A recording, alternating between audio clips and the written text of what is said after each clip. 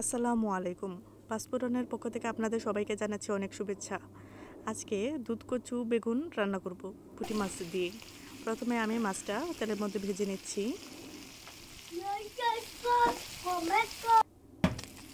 এখন একটু খুন্তি দিয়ে আমি উল্টে দিচ্ছি।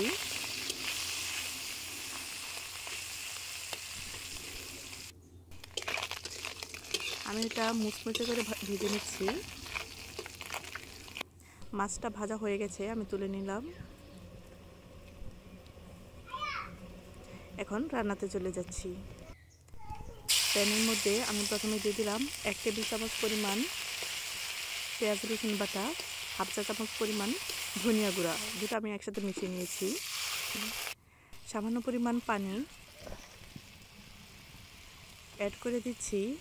1 চা চামচ পরিমাণ হলুদের গুঁড়া, 1.5 চা চামচ পরিমাণ মরিচের গুঁড়া, স্বাদ মতো লবণ। এখন মশলাটাকে আমি একটু কষিয়ে নিব।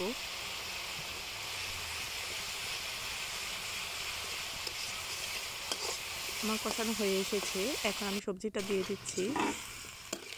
আমার সবজিটা দেয়া হয়ে গেছে। আমি একটু মশলার সাথে এগুলো মিশিয়ে নিচ্ছি।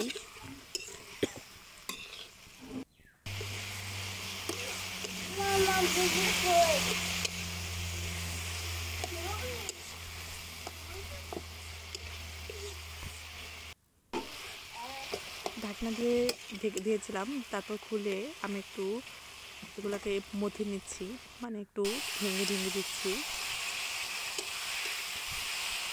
একটু ভেঙে দিলে অল্প ভেঙে দিব আর অল্প আস্তে আস্তে থাকবে, তাহলে খেতে ভালো লাগে। দিয়ে দিচ্ছি পরিমাণ মতো পানি।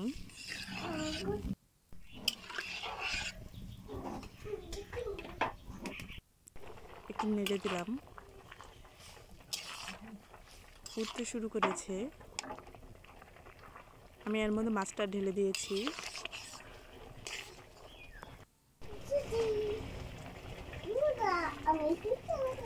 দেখেন তরকারিটা ঘন হয়ে আসতেছে, রান্নাটা প্রায় কমপ্লিটের পর্যায়ে।